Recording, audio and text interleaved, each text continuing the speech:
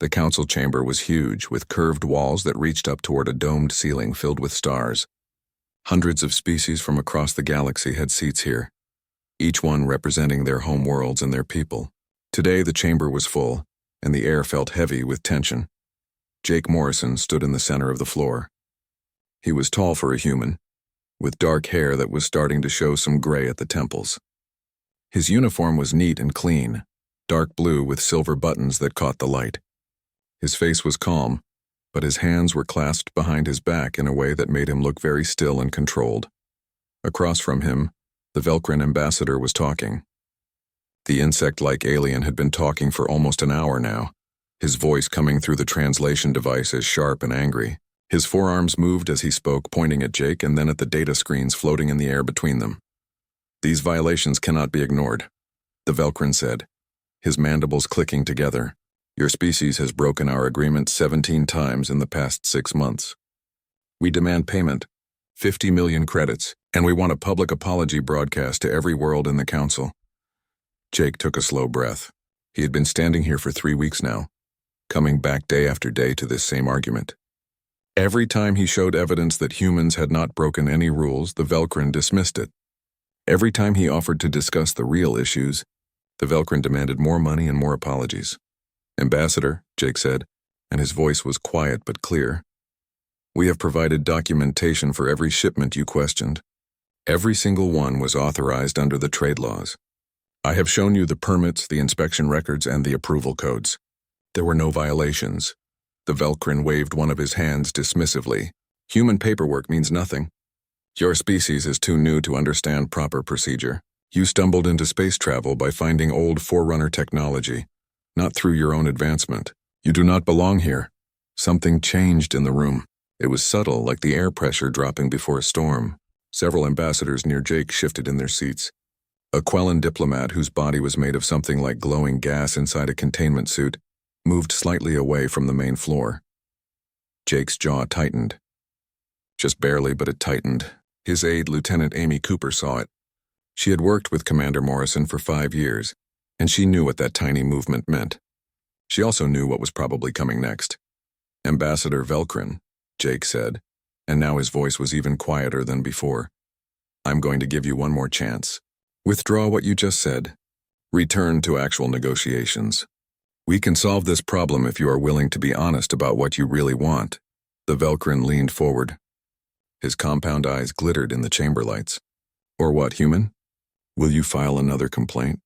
Send another message to your superiors? Your species has no real power here. You are newcomers. You have been in space for barely 100 years. The Velcrin have been traveling the stars for 10,000 years. We know how things work. You do not."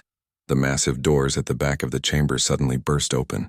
3 galactic peacekeepers rushed in, their armor clanking as they moved. Behind them came the Arbiter, a towering alien who stood almost 4 meters tall. Her species, the Yothran, had been mediating disputes for thousands of years.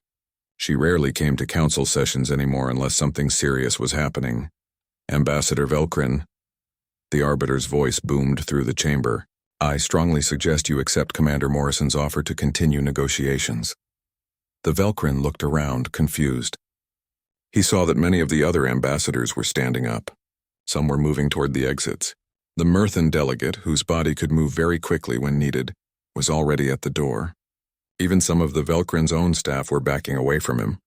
"I do not understand," the Velcrin said. He merely expressed frustration. "This is normal in negotiations. Why is everyone leaving?" Amy stepped forward, her voice carrying a clear note of warning. "Ambassador, you should stop talking now." But the Velcrin was too proud, too sure of himself.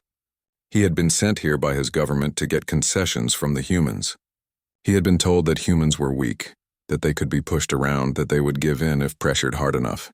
He could not back down now, not in front of all these other species. "This is absurd," he said, his voice rising.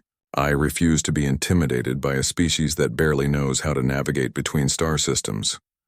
The Trellan military will proceed as planned. If humans wish to interfere, they will learn that we are not like the weak species they usually deal with." Jake took one step forward. It was just one step, but something about the way he moved made the Velcrin's antennae flatten against his head. It was an instinctive reaction, one that his species did when they sensed a predator nearby. Commander Morrison, the Arbiter said urgently. Perhaps we should take a short break. Allow everyone to calm down. We can reconvene in 1 hour. Jake stopped. He looked at the Arbiter, then at the Velcrin, then slowly around the chamber. Most of it was already empty. Those who remained were pressed against the walls as far from the center of the room as they could get. That would be acceptable, Jake said softly. The words were quiet and polite, but they did not match the feeling in the room.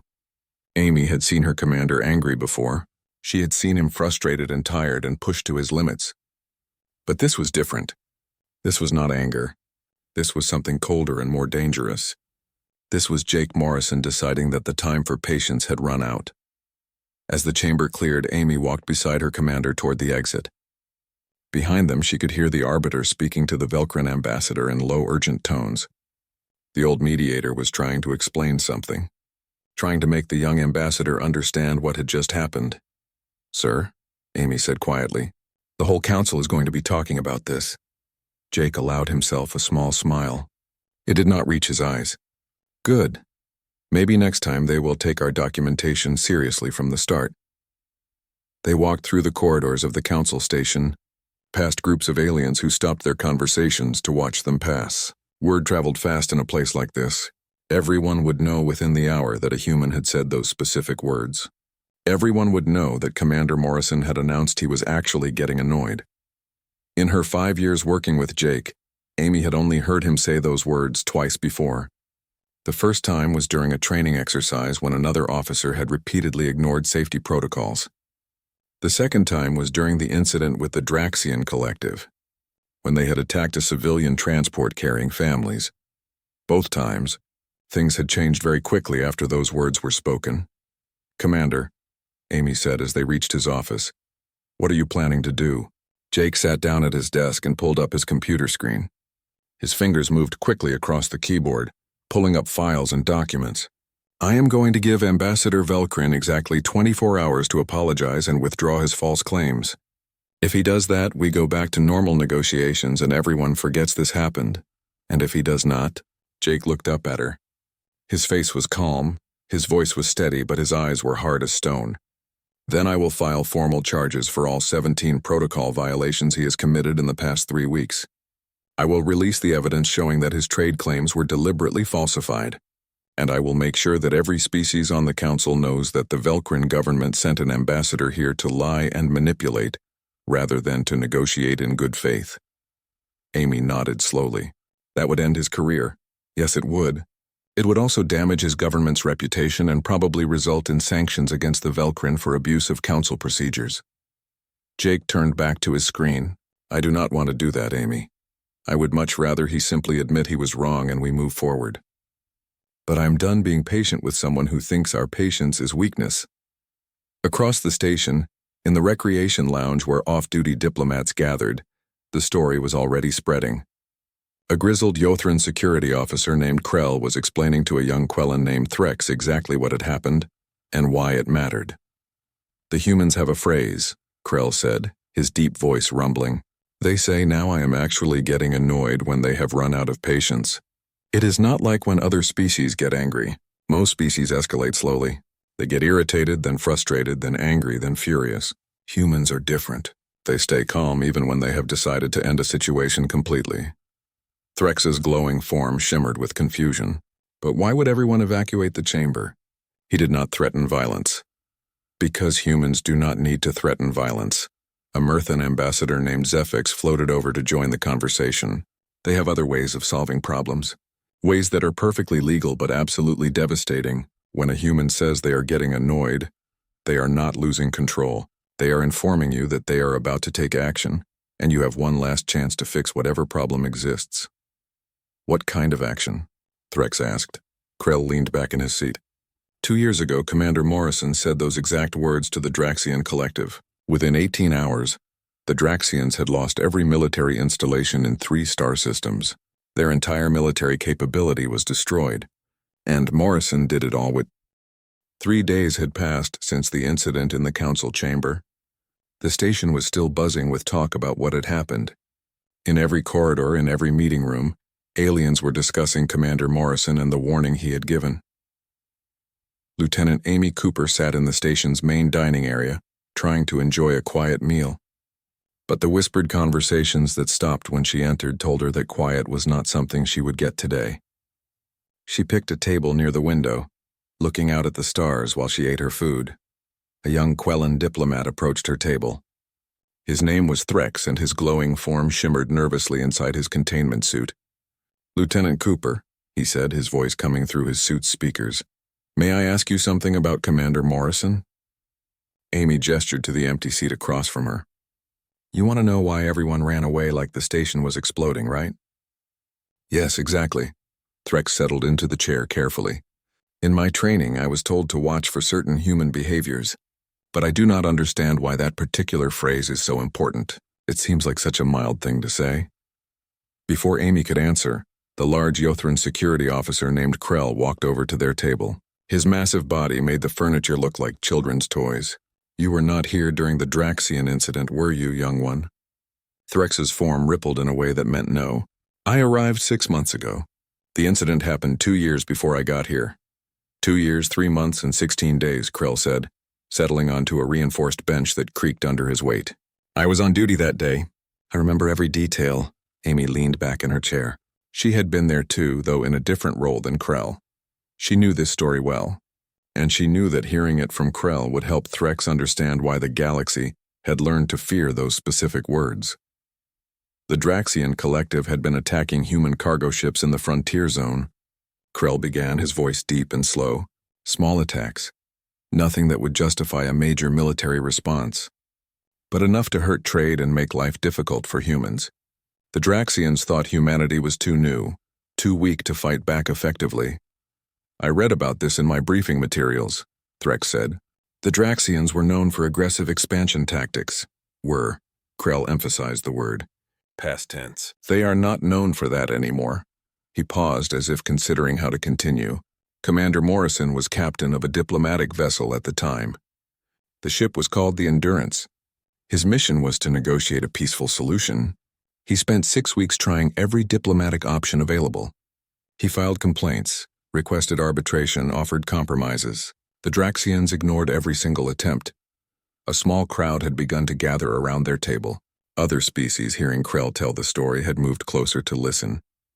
This was one of those stories that got repeated often in the diplomatic corps, like a legend or a warning tale. "Then the Draxians attacked a civilian transport," Krell continued, and his voice dropped lower. 300 human colonists were on that ship, mostly families moving to the outer rim to start new lives. The Draxians hit them without warning. They destroyed the engines, crippled the life support systems, and then they just left. They left those people to die in the void of space. But rescue ships arrived in time, Threx asked, his form shimmering with concern. "Barely," Amy said quietly. "I was a junior officer on one of those rescue ships. We got there with maybe 20 minutes of life support remaining. The children were already showing signs of oxygen deprivation. Their lips were blue. Some of them had passed out." She paused, remembering. "We worked as fast as we could. We got everyone off that ship and into our medical bays. But one little girl, her name was Sophie, she was 6 years old. She died despite everything we tried. Commander Morrison was holding her when she passed away. He had been carrying her from the transport to the rescue ship, and she just stopped breathing in his arms." The crowd around them had gone completely silent. Even the background music in the dining area seemed to have faded away. After the rescue, Commander Morrison sent one final message to the Draxian command, Krell said. He told them that he had been patient. He told them that he had followed every protocol, pursued every peaceful option, given them every chance to resolve the situation like civilized beings. And then he said the words. "Now I am actually getting annoyed," Amy finished, and even saying those words in this context made several nearby aliens shift uncomfortably. "The Draxians laughed," Krell continued. "They sent back a mocking message. They called him weak. They said humanity would learn its place in the galaxy, that humans were too soft to be real players in galactic politics. That message was their last transmission." What happened next? Threx leaned forward, his whole form focused on Krell. Commander Morrison invoked a human military protocol that most of the galaxy did not know existed, Amy explained. "It is called proportional escalation with extreme prejudice.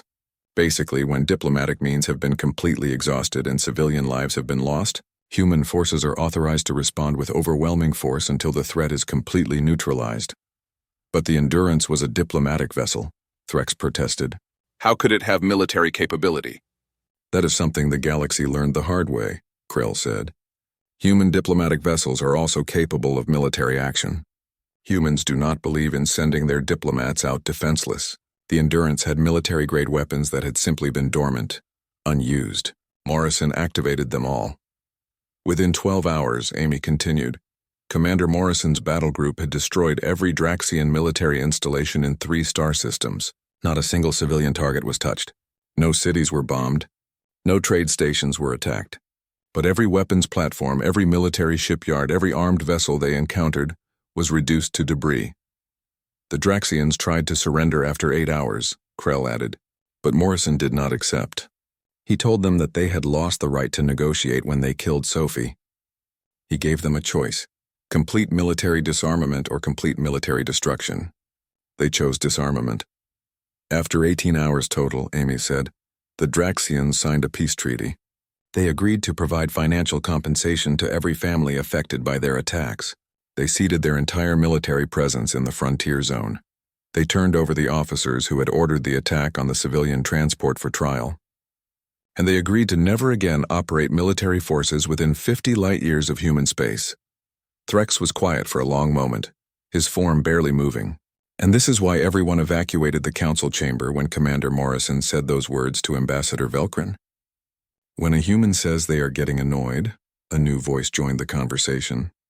It is not like when most species express irritation.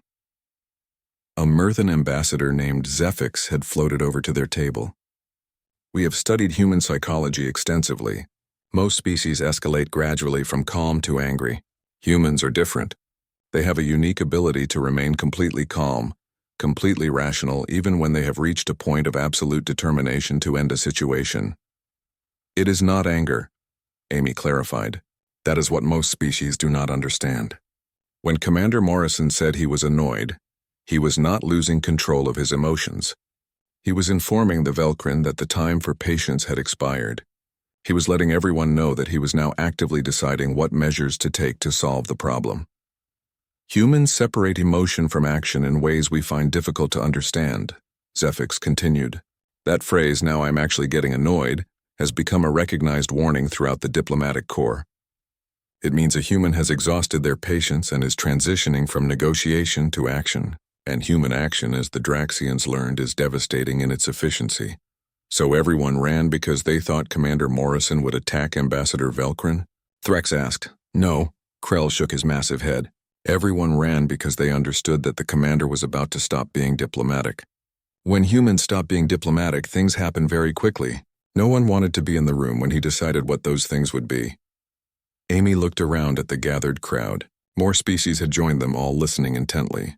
The thing people need to understand is that Commander Morrison would never have actually hurt Ambassador Velkrin physically.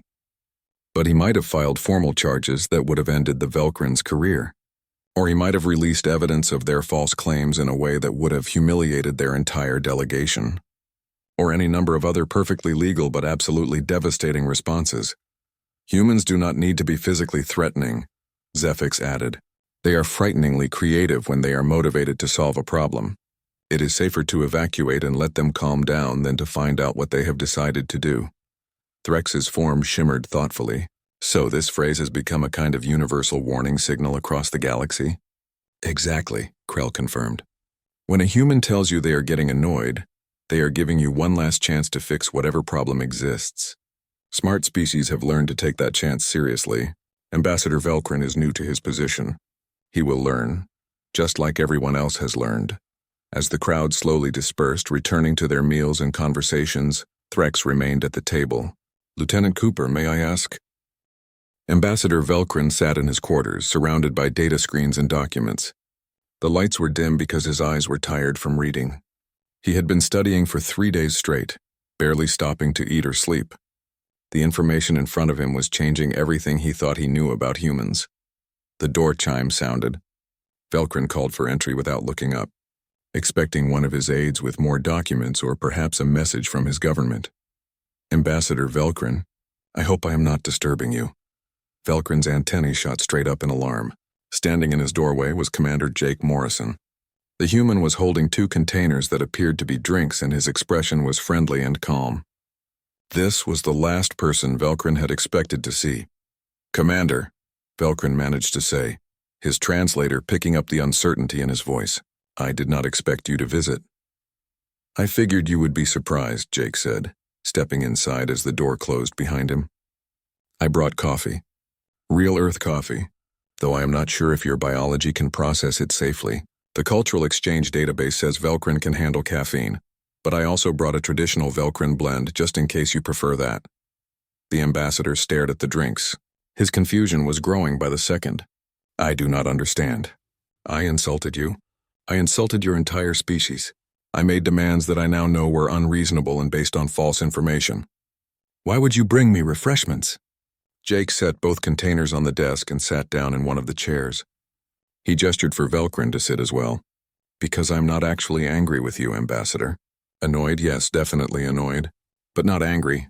I have been reviewing your file and I think I understand what happened here." "My file?"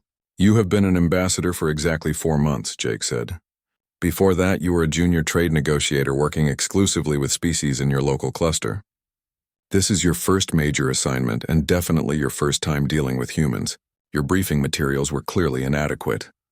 Velcrin settled into his chair slowly. His mandibles clicked softly, which Jake had learned was a gesture of embarrassment in Velcrin body language. The Velcrin Central Authority believed my aggressive negotiation style would be effective with humans. "I was told your species responded well to shows of strength and dismissed weakness as contemptible." "That is not entirely wrong," Jake admitted, taking a sip of his coffee. "But it is not the whole picture either.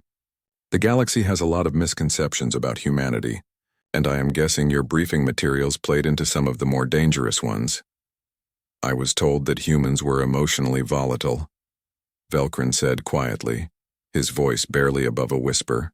"That you made decisions based on feelings rather than logic.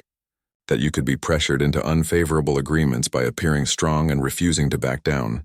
That you would respect force but dismiss patience as weakness."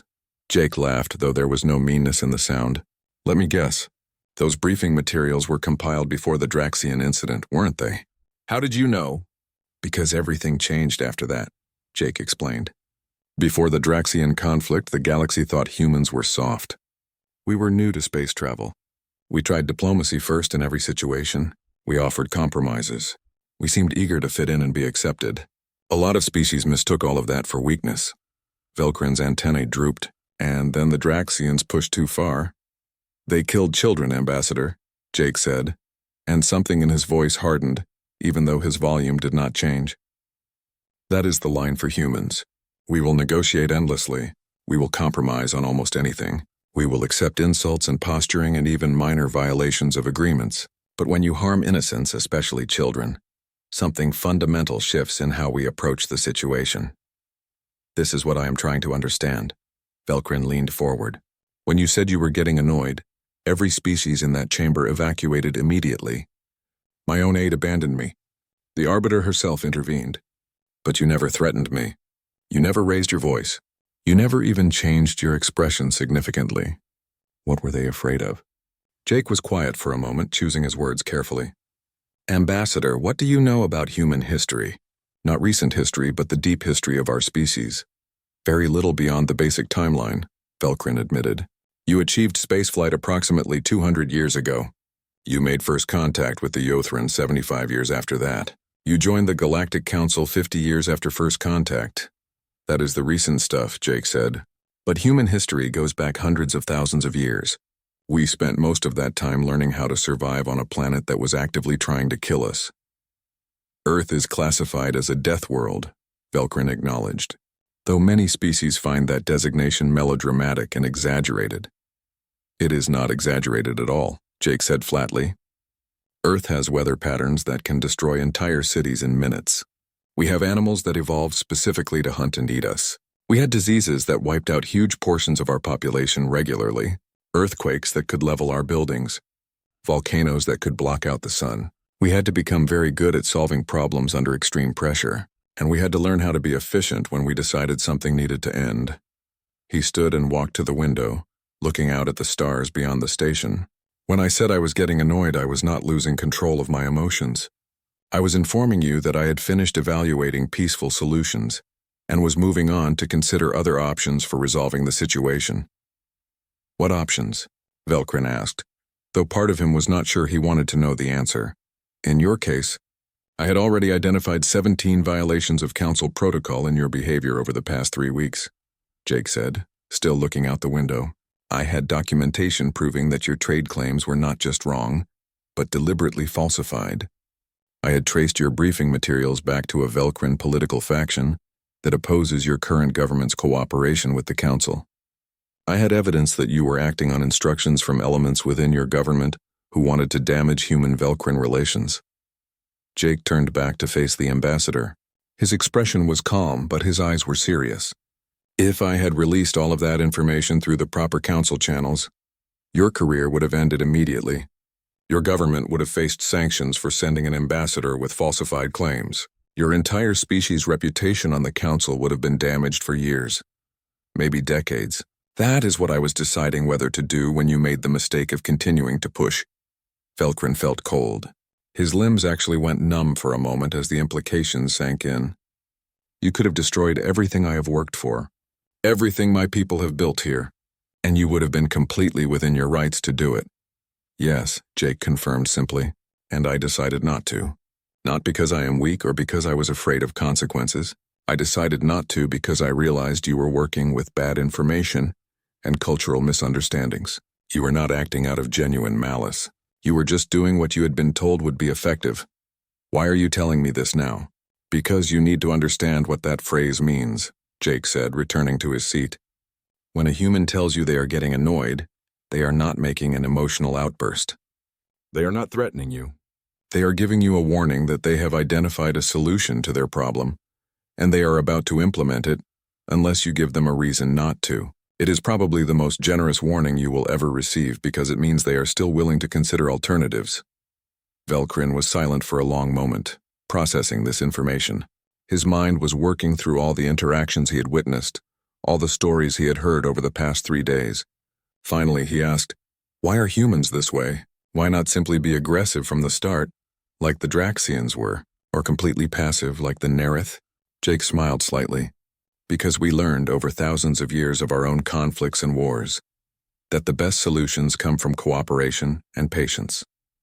But we also learned that patience without the capability for strength is just victimhood waiting to happen. So we developed what you might call a middle path. Be as peaceful as possible for as long as possible, but be ready to act decisively and overwhelmingly when it becomes necessary. The velvet glove over the iron fist, Velcrin said, remembering a human phrase he had encountered in his reading. Close enough, Jake agreed. Most of the time when you interact with humans, you will experience the velvet. We genuinely prefer peaceful solutions. We would rather negotiate and compromise and find ways for everyone to benefit, but the iron is always there underneath, and when we decide we need to use it, we do not hesitate. We do not posture or make empty threats. We simply solve the problem. I have been incredibly foolish, Velcrin said quietly. You have been uninformed, Jake corrected. There is a difference, and it is an important one. That is why I am here instead of filing those reports. I wanted to give you a chance to understand the situation before things escalated further. I wanted to give you the opportunity to make better choices based on better information. What happens now? Jake pulled out a data pad and slid it across the desk. Now you read the actual human behavioral. 6 weeks had passed since Ambassador Velcrin's public apology. The council chamber had returned to its normal routine of endless debates and careful negotiations. But something had changed in how species interacted with the human delegation. There was more respect now, more careful attention to what humans said and how they said it. Velcrin found himself in an unexpected position this morning. He was sitting beside Lieutenant Amy Cooper in an emergency council session, genuinely concerned about a species he once would have dismissed as irrelevant. The Nerith were small, physically weak, and had achieved spaceflight only because other species had given them the technology. Most council members barely noticed them, which made the current crisis so shocking. The Hakor Syndicate has seized 3 Nerith colony worlds, the Arbiter announced.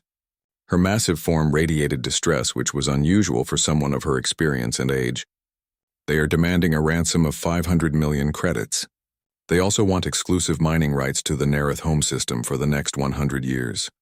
The Nerith cannot possibly pay such a sum, Velkrin whispered to Amy. Their entire economy is barely worth half that amount. Amy's face was carefully neutral, but Velkrin had learned to read human expressions over the past weeks. She was angry, very angry, but she was controlling it perfectly, just like humans always did. On the main floor, several ambassadors were arguing about the proper response. The Quellan representative was insisting they pursue diplomatic channels first. We must negotiate with the Hakor. Surely they will be reasonable if we offer them alternative compensation. The Hakor seize civilian populations. A new voice cut through the chamber like a knife.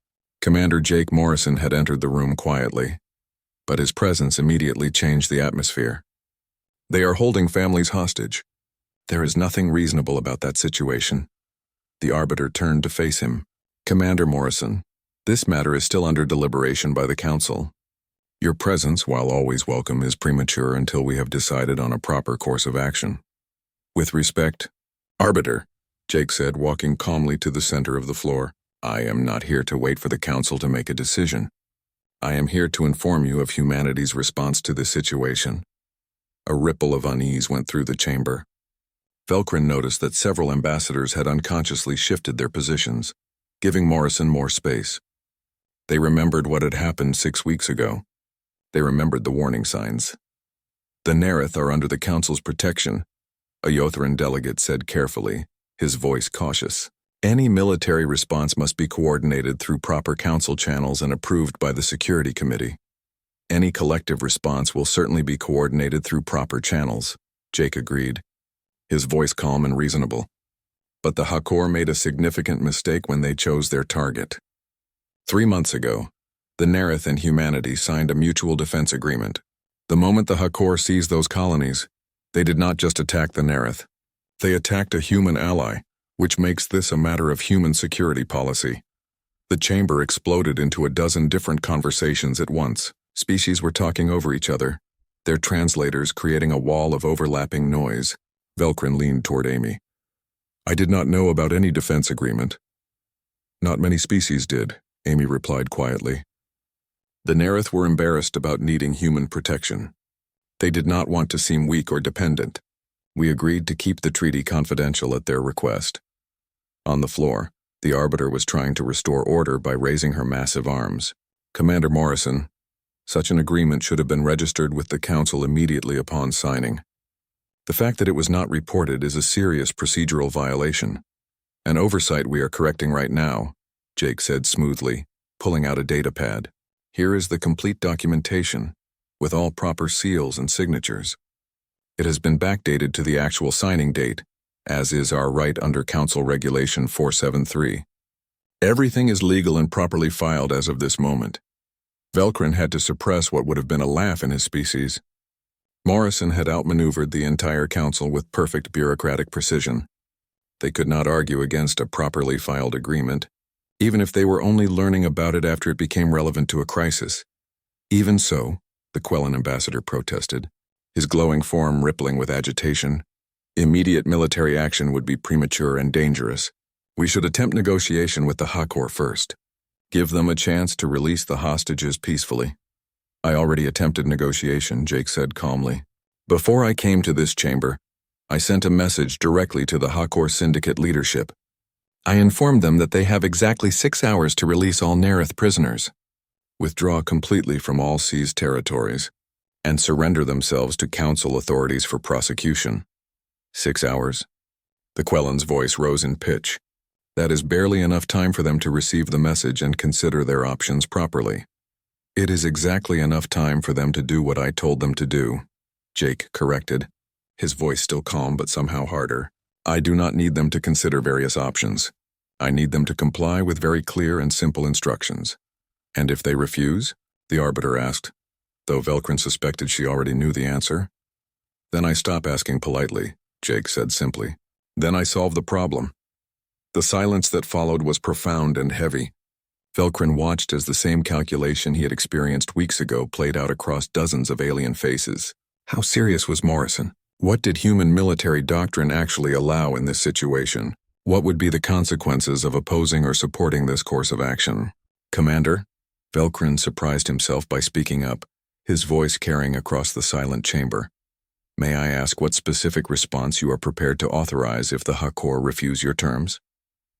Jake turned to look at him, and Velkrin saw a flicker of approval in the human's eyes. It was a good question, asked by someone who had learned how to interact effectively with humans. The Hakor Syndicate currently operates 14 military installations, 47 pirate bases scattered across 5 systems, and controls 6 systems through force and intimidation, Jake said, his voice clear and factual. If they refuse my terms, I am prepared to dismantle their entire operation systematically. Every base, every installation, every armed vessel that does not immediately surrender will be destroyed. The Hakor leadership will be captured and turned over to the Council for trial. The territories they control through force will be liberated and returned to proper legitimate governance. That is an act of war, someone protested from the back of the chamber, their voice shaking slightly. No, Jake corrected firmly. It is a police action against pirates and hostage takers. The Hakor are not a recognized government. They have no legitimate territorial claims. They are a criminal organization that this council has failed to deal with effectively for more than 2 decades. The Arbiter's massive form seemed to sag slightly under the weight of that accusation. Commander Morrison, I cannot officially condone unilateral military action, even against criminals like the Hakor. The Council must maintain its authority over such serious matters. Then perhaps the Council should have dealt with the Hakor years ago, Jake said, and now there was a definite edge in his voice. But you did not. You filed complaints that everyone ignored. You issued sanctions that had no enforcement mechanism. You had endless debates about jurisdiction and proper procedure and whether the Council had authority. Meanwhile, the Hakor grew stronger, bolder, and now they are holding an entire species hostage. How many more debates do you want to have while innocent people suffer? He turned in a slow circle, deliberately meeting the eyes of every ambassador present. The Nereth have been council members for 40 years. They have followed every single rule. They have paid every fee. They have attended every session. They have been model citizens of this galactic community, and the very first moment they truly needed the Council's protection, what did they get? Deliberation, discussion, careful consideration of proper procedure. Is that really the best we can offer to our own members? That is the Council's established process, the Arbiter said quietly, but there was pain in her voice. We must follow proper channels. And that is exactly why the Nereth signed a mutual defense agreement with humanity, Jake replied. Because they knew that when the situation became critical, we would actually do something instead of just endlessly talking about doing something. Amy had stood and joined Jake on the floor. Her uniform was crisp and professional, a contrast to the flowing diplomatic robes most species wore. Commander Morrison has the full support of the human delegation. He also has explicit authorization from our government for this operation. We are not asking for the Council's permission. We are informing you of our actions as a courtesy and as a fair warning. A warning about what? The Quellan ambassador asked nervously. The next time any council member is attacked by criminals or hostile forces, we will respond the same way, Amy said firmly. We encourage other species who are capable of military action to consider doing the same. The Council's diplomatic processes are valuable and important, but they are not sufficient by themselves to protect. 3 months after the Hakor operation, the Council station had settled into a rhythm that felt both familiar and completely new. The change was subtle but real. Species that once ignored each other now spoke regularly. Smaller delegations that used to stay quiet now voiced their opinions, and everywhere beings were more careful about how they treated others. Ambassador Velkrin stood in the observation lounge, looking out at the stars. In his hands was a datapad showing trade proposals from the Nereth delegation. The small species had become surprisingly confident in recent weeks. They were negotiating better deals and standing up for their interests in ways they never had before. The view never gets old, does it? Velkrin turned to see Commander Jake Morrison approaching with 2 cups of coffee. This had become their morning ritual over the past months. They would meet in the observation lounge before the day's sessions began, drink coffee and discuss council business informally. It was strange to think that just 4 months ago Velkrin had been trying to manipulate and pressure this human. Commander. Velkrin accepted the coffee gratefully. I was reviewing the Nereth proposals. They are requesting expanded trade rights in the Outer Rim territories. Very ambitious for such a small economy. Good for them, Jake said, settling into a chair near the window. They deserve some prosperity after what they went through with the Hakor. Other species are being surprisingly accommodating to their requests, Velkrin observed. Delegations that once ignored the Nerith completely are now eager to establish favorable trade relationships with them. Fear can be a powerful motivator, Jake said with a slight smile, though I prefer to think of it as newfound respect rather than fear. Velkrin's mandibles clicked in what humans had learned was amusement.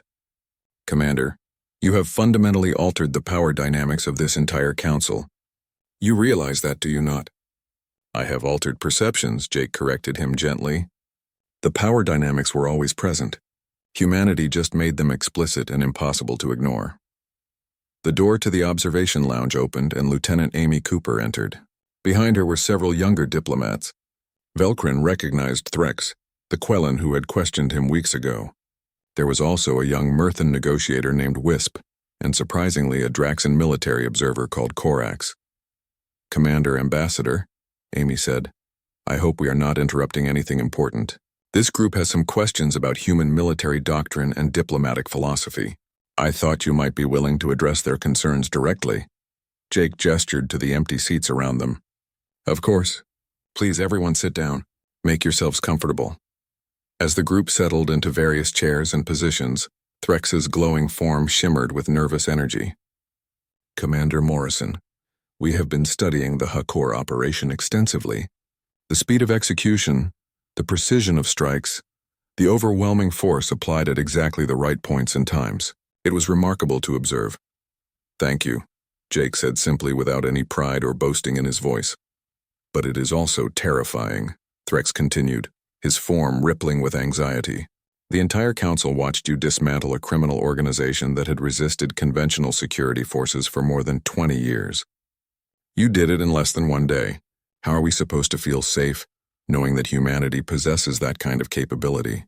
It was the question that everyone had been thinking, but few had dared to ask so directly. Velkrin watched Jake's face carefully, curious about how the human would respond to such a blunt challenge. You are asking the wrong question, Jake said after a moment of consideration. The question is not whether you should feel safe knowing what humans can do. The real question is whether you felt safe before, when predators like the Hakor operated with complete impunity because no one was willing or able to stop them. But what prevents humanity from becoming the next predator? Wisp asked, her gaseous form rippling inside its containment field. You have proven you have the power and capability. How do we know you will not use it against us, against any species that disagrees with you or stands in your way? Because we did not do that, Velkrin interjected, surprising even himself by speaking. Forgive me for interrupting, but I think I can provide some useful perspective here from personal experience. Jake nodded encouragingly. Please, Ambassador, go ahead. 3 months ago, Commander Morrison had every legitimate reason to destroy my career completely, Velkrin said, looking at each of the young diplomats in turn. I had insulted him personally. I made false accusations against humanity. I refused to engage in good faith negotiations despite repeated opportunities. He had documented evidence of my protocol violations and the full political authority to act on that evidence. The young diplomats listened intently as Velkrin continued. Instead of destroying me, which would have been easy and completely justified, he came to my quarters. He brought coffee. He spent hours teaching me about human culture, history, and diplomatic philosophy. He gave me a genuine chance to correct my mistakes and rebuild my reputation. That is not the behavior of a predator species. That is the action of beings who genuinely prefer cooperation over conflict whenever it is possible. The ambassador makes an excellent point, Amy added, her voice calm and professional. Humans have an old saying that we still use. Walk softly and carry a big stick. It means we prefer to be peaceful and diplomatic, but we maintain the capability to defend ourselves and our allies. The stick exists for protection and deterrence, not for aggression or conquest. But the Hakor operation was not defensive, Korax rumbled, his reptilian features arranged in a thoughtful expression. That was offensive action. Preemptive, overwhelming offensive action against a target that had not attacked humanity directly. The Hakor took hostages, Jake said, and his voice took on a harder edge. They threatened to kill civilians. They were actively harming innocent beings. At that point, it stopped being a matter for negotiation and became a rescue operation. We did not attack them out of aggression or territorial ambition. We removed them because they represented an active, immediate threat to beings who could not defend themselves.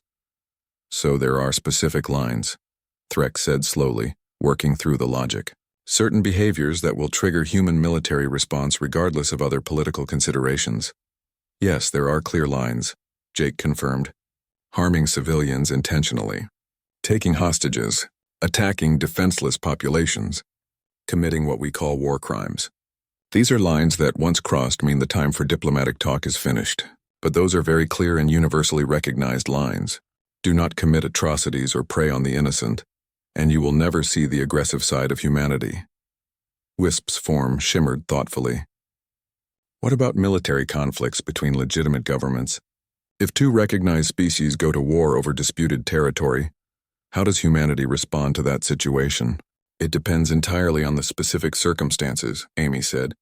If both sides are acting in relatively good faith, following accepted conventions of warfare, and respecting civilian rights and non-combatant status, we will likely stay out of the conflict entirely.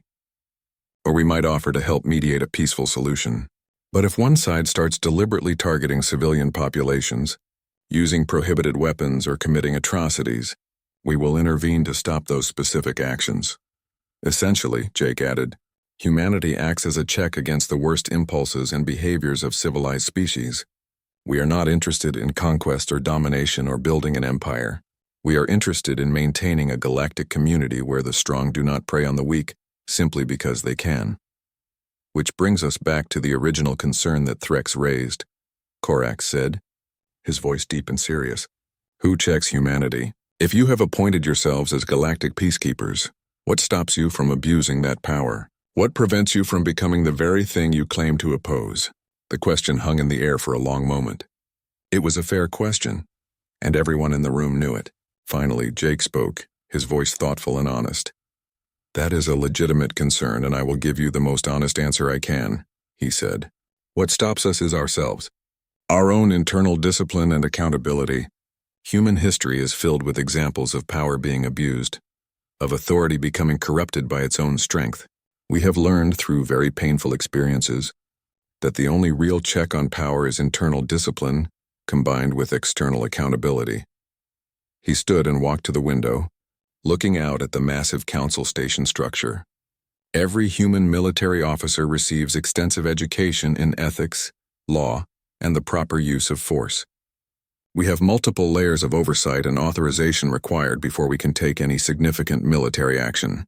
The Hakor operation required formal approval from 4 separate government bodies. I had to prove that military action was necessary, that diplomatic options had been exhausted, and that our response would be proportional to the threat. Moreover, Amy continued, we voluntarily submit to council jurisdiction for any accusations of wrongdoing or excessive force. If another species believes we have acted improperly, they can file formal charges in council courts. We will answer those charges and accept the judgment, just like any other member species. We do not claim to be perfect. The young diplomats had not left the observation lounge. They sat quietly, watching as Commander Morrison spoke with Admiral Hayes through his communication device. They were witnessing something important, something that would be talked about in diplomatic circles for years to come. Admiral Hayes, this is Commander Morrison. I need a complete threat assessment on the Trellin Dominion. I also need a preliminary operational plan for defending the Saroth Collective if military action becomes necessary. The Admiral's voice came through clearly, professional, and calm. We have been monitoring the situation closely, Commander. I can have a task force at the Saroth border in approximately 8 hours. However, I must point out that the Trellin are a legitimate government with significant military capability. This would be a real war, not a police action like the Hakor operation. Understood and acknowledged, Jake said. Begin moving assets into position immediately, but hold at the border. Do not cross into Trellin or Saroth space without my direct order. I am going to try diplomacy first. Of course, sir. Hayes out. Jake turned to the Arbiter, his expression serious. I need an emergency council session in 2 hours. Full attendance if possible, and I need a secure communication channel to speak directly with the Trellin leadership before that session begins. Commander, the Arbiter said carefully, choosing her words with obvious care. Are you certain you want to position yourself and humanity between two sovereign governments? The Council has traditionally avoided interfering in disputes between established, recognized species, and that tradition has allowed the strong to bully and conquer the weak for as long as the Council has existed, Jake replied firmly. Arbiter, you asked me earlier about checks on human power. Here is one of those checks in action.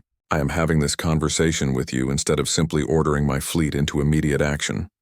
I am working through proper council channels. I am seeking input from other species, and I am giving the Trellin every possible chance to reconsider peacefully before any shots are fired. But if they refuse your diplomatic approach? The Arbiter asked, though her tone suggested she already knew the answer. Then I am going to get annoyed, Jake said simply, and the Trellin are going to learn the same lesson that the Hakor learned. Humanity does not tolerate predatory behavior against those who cannot defend themselves, not from pirates and not from governments either. Velkrin watched as the young diplomats reacted to that statement. Threx had already moved toward the exit, clearly intending to send an urgent message to his government about what was developing. Wisp was rapidly transmitting information to her superiors through her suit's communication system. Even Korax was recording every word for detailed analysis later. Commander, Velkrin said quietly, you realize you are about to fundamentally reshape galactic politics? If you establish a precedent of intervening in sovereign territorial disputes, the implications will be enormous. Then hopefully we will establish a precedent that aggressive territorial expansion at the expense of weaker neighbors will not be tolerated anymore. Jake finished his thought. Is that really such a bad precedent to set, Ambassador? The Arbiter was silent for a long moment. Her ancient eyes studied the human commander with an expression that might have been concern, or might have been something else. Finally, she spoke in a heavy voice. Commander Morrison, I want you to understand something clearly. If you take this action, if you intervene militarily in a dispute between two recognized sovereign governments, there will be serious consequences. Some species will see it as dangerous overreach. Others will demand similar protection for themselves. You will be setting expectations that humanity may struggle to meet consistently. I know, Jake said, meeting her eyes steadily. But the alternative is watching the Saroth be conquered because they trusted the Council to protect them. I cannot accept that outcome. I will not accept it. Neither can I, the Arbiter admitted, her voice sad. Very well, Commander. You will have your emergency session, but I strongly suggest you prepare very carefully. The Trellin are not disorganized pirates or criminals. They are a proud military power with allies and resources of their own. This situation will not be as clean or simple as the Hakor operation was. It never is when you are trying to do the right thing, Jake replied. Amy, let us start preparing our presentation and evidence. As the group began to disperse to handle their various tasks, Velkrin found himself alone with Jake for a brief moment. Commander, may I ask you something personal and direct? Of course, Ambassador. What is on your mind? Are you afraid? The Trellin are a serious military power with advanced technology and experienced forces. This could escalate into a significant and dangerous conflict. Jake was quiet for a moment. His eyes remained focused on the stars beyond the observation lounge window. I would be stupid and foolish not to be at least somewhat afraid. The Trellin are dangerous and war always carries risks. But I am more afraid of what the galaxy becomes if we let situations like this continue without challenge. Today it is the Saroth being threatened. Tomorrow it will be someone else. Eventually every weak species becomes a target and the strong can do whatever they want without consequences. You really believe humanity can change that pattern? That you can alter how the galaxy has functioned for thousands of years? I believe humanity has to try, Jake said firmly. We have been the weak ones before in our own long history. We know exactly what it feels like to be preyed upon by those with more power. We swore we would never let that happen to us again, and we extended that protection to our allies. But what kind of allies would we be if we only protected those who could offer us something valuable in return? Velkrin's mandibles clicked thoughtfully. The Saroth have nothing to offer humanity. No valuable resources, no strategic territory, no military capabilities that could help you. You gain nothing from defending them except the possibility of making another powerful enemy. We gain something much more valuable than resources, Jake corrected gently. We gain a reputation as a species that keeps its word and defends its principles, even when doing so is difficult or costly. That kind of reputation is worth more than any amount of strategic minerals or territory. 2 hours later, the council chamber was packed with representatives from every major species in the galaxy. The tension in the air was thick enough to feel. The Trellan delegation, clearly expecting a routine discussion and probable council capitulation, looked almost bored as they took their positions on the main floor. Commander Jake Morrison stood in the center of the chamber, his human delegation arrayed behind him in neat formation. Amy Cooper stood at his right shoulder, her face calm and professional. The Arbiter called the emergency session to order with a heavy strike of her ceremonial staff. The Council recognizes the Trellan Dominion, she announced formally. Ambassador Vornik, please present your government's official position regarding the Saroth situation. The Trellan ambassador was an imposing figure. He stood easily 3 meters tall, with thick chitinous armor covering his body and multiple sensory appendages that moved constantly. He spoke with the absolute confidence of a species that had never known military defeat. The situation is quite simple and straightforward, Vornik declared, his voice booming through the translation system. The Saroth Collective has repeatedly and deliberately violated our trade agreements over the past 5 years. They have caused significant economic damage to legitimate Trellan commercial interests. We demand immediate compensation of 3 billion credits. We also demand territorial concessions to prevent future violations. This is a bilateral dispute between 2 sovereign governments. It does not concern the wider council or require council intervention. The Saroth government denies these alleged violations completely, the Arbiter noted carefully. Do you have concrete evidence to support your serious claims? We have extensive documentation, Vornik said dismissively, waving one of his armored hands, which we are fully prepared to submit to. Neutral arbitration after the Saroth meet our initial demands and cede the disputed territories, and so you want them to surrender their territory and pay you billions of credits before you even prove they did anything wrong, Jake said, his voice cutting clearly through the chamber. That is an interesting and unusual approach to justice, Ambassador. Vornik's multiple sensory appendages all focused on Jake with evident disdain and contempt. The human speaks out of turn and without proper authorization. This matter does not involve humanity in any way whatsoever. Actually, it does involve us quite directly, Jake replied calmly, his voice level and controlled, because exactly 3 hours ago, the Saroth Collective invoked Council Provision 749. That is a little-known regulation allowing any threatened species to formally request protection from a capable ally. The Saroth have requested humanity's protection, and we have officially accepted that request. The chamber erupted in shocked conversations and exclamations. Species were talking over each other, their various translators creating a wall of overlapping noise and confusion. Felkrin, who had helped Jake research that particular obscure provision just hours earlier, watched as the implications rippled through the assembled delegates like a wave. That provision has not been